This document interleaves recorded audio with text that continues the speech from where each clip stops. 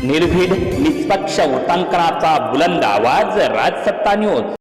संगमनेर शहरात बँकेच्या बाहेरून भरदिवसा पैशांची बॅग चोरल्याची घटना समोर आली आहे, ज्याचा व्हिडिओ सोशल मीडियावर व्हायरल झालाय। एकूण 6,70,000 रुपये हिसकावून घेऊन अज्ञात चोरट्यांनी पोबारा केला।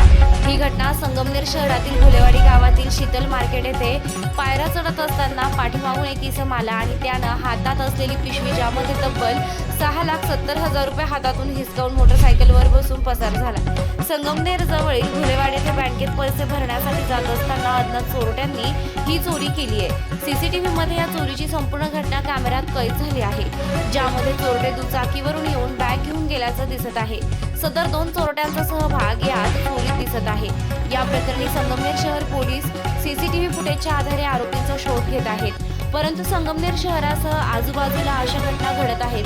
सोनसाखळी चोरांचे भय थांबत नाही, तेच आता हा प्रकार समोर आल्यानं नागरिकांत भीतीचं वातावरण पसरलंय। सध्या संगमनेर तालुक्यासह अनेक ठिकाणी चोरीच्या घटना समोर आल्या आहेत। पोलीस या चोरीचा तपास कसा लावतात याकडे संगमनेरकरांचं लक्ष लागलं आहे।